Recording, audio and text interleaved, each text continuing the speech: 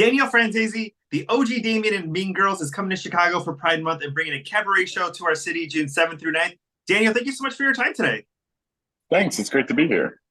Have you spent much time in Chicago, or is this going to be kind of your first big weekend here in our city? It's actually kind of crazy because I've been to Chicago several times and it's one of my favorite cities. I love it so much. But I have never performed there before. So this is my first time doing stand up. I've been doing stand up for over 10 years. The first time I'm doing stand up in Chicago. So random, but so excited. Tell me a little bit about the show that you're bringing. It's my hour of stand up. It's really about my life. It's got a little bit of, everything sprinkled in there that I deal with in my life every day. I talk about my mom. I talk about Hollywood. I talk about, what's it like to be a queer person. There's all different kinds of things. Just my own life experience at the comedy. And it's just a fun night. And I think everybody's going to have a good time. I'm excited to be in Chicago. That is amazing. Let's talk a little bit about Mean Girls. I had to bring out my pink for the interview.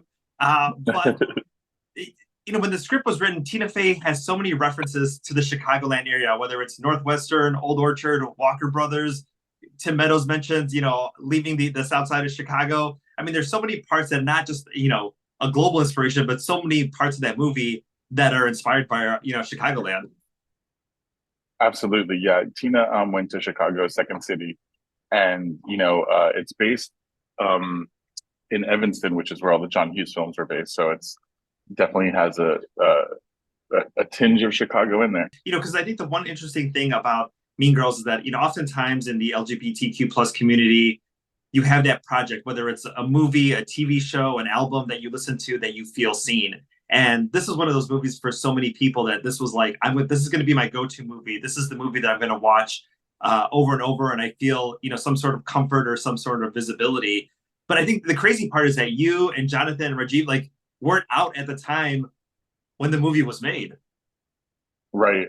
I guess we made it for a future audience. We made it for the, people to be able to go and experience what life would be like being authentic, because we weren't even living that way ourselves at the time. So, did you know, at the three of you, at the time, or was it later, or how did that process all happen?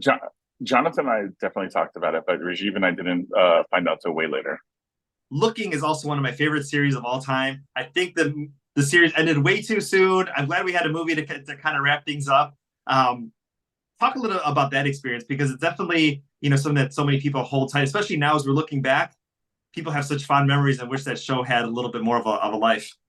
Yeah, I felt like we were just getting started on talking about some of the topics, but it was so much fun. Everybody is just such a real actor. People just like to rehearse lines and work on stuff and, just do what we do as actors, is have a good time and enjoy each other. So it was really fun. They were very freeing and letting us do things. So in putting our own self into it. So, another conversation, especially around Pride Month, and it's a difficult one, especially dealing with religion and the LGBTQ plus community. Sometimes people don't feel seen, or they feel like they don't have a place.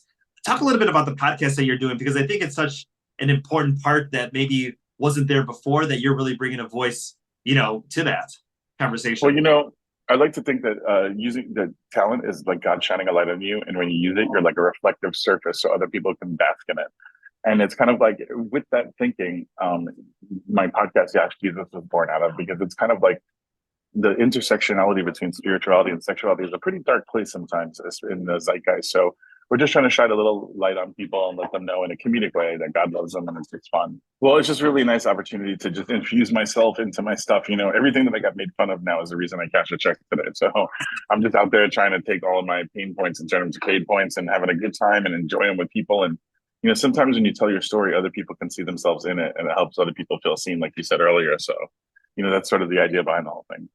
It's so crazy you mentioned that, because Jay Rodriguez, who kicked off the Gay Cabaret series here in Chicago, mentioned that in his show, that at the time that he was recording the original Queer Eye for the Straight Guy, a lot of those opportunities as far as visibility, were not available to him. And now that we have the new Queer Eye, a lot of those cast members do have different opportunities. And he's talking about now he can cash in on those, and those are more visible to him where they weren't, at that time 20 years ago.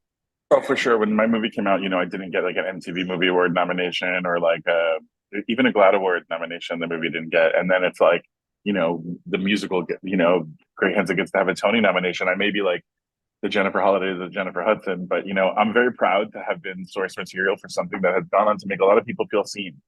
I think it's pretty great, and it's sometimes the trailblazers get the arrows and not the land, but I'm here still making comedy, making people laugh, having a good time, and just like my fans have always stuck with me, so I'm very grateful for that. October 3rd. What is that, like an extra birthday for you? Like, what is that day like for you as far as like your phone blowing up when you're out in public, DMs? Like, tell me a Yeah, little bit about that. I was good friends with Grammy winner Allie Willis, who wrote September with Earth, Wind, and Fire. And on the 21st of September, she would always get a million calls like it was her birthday. And October 3rd is very similar to me. It's like another day that everyone checks in or tags you, or, it's just nice culturally to have that touchstone. I mean, it's just so crazy how popular the movie's gotten.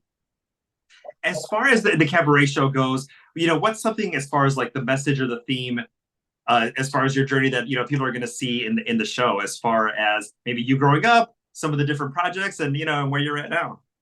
Yeah, it's a stand-up show, so it's just a lot of jokes and it's a lot of but it's all based in truth, talking about my life. And I may even sing a little bit at the end. We'll see, because I have some music coming out this summer and I want to share it with everyone. So I'm really excited about doing that as well. So a little bit of singing, a little bit of comedy, and it'll be a lot of fun.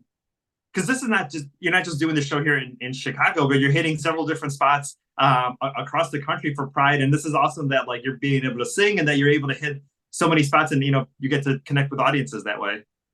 Yeah, I really do love just the fan acquisition of going out and being able to like meet the people that support me all the time. That's why I like RuPaul's Drag Con. That's why I love doing these live shows, because there's so many people that you talk to and you meet and that like your stuff, and then you don't get to see them in person. And this is just a lovely way to go and have a show and have some fun and get to meet some of those people that support you year round.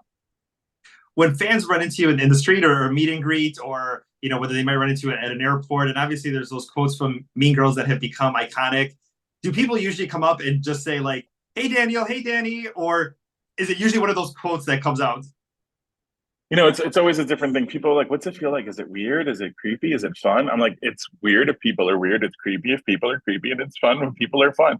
But for the most part, my people are all fun and nice, and it's just a blessing to be able to like get all that love every day. Awesome. Anything you're looking forward to doing in Chicago while you're here, maybe on your off time or before the show starts? I'm looking forward to meeting the Chicago men, because I think they are so sexy, and I'm very excited to go out there and have a good time and have some fun while I'm there. Yeah, and the men are definitely going to come out to come see the show. Big Gay Cabaret, Venus Cabaret, or biggaycabaret.com, 3745 North Stockwell. Get those tickets. 3 shows, June 7th through the 9th. Daniel, thank you so much for your time today. Well, thanks so much for having me also. And everybody could just follow me at What's Up Danny for those other dates that are going to be coming up this year. And thank you so much. All right. Happy Pride. Take care. Happy Pride.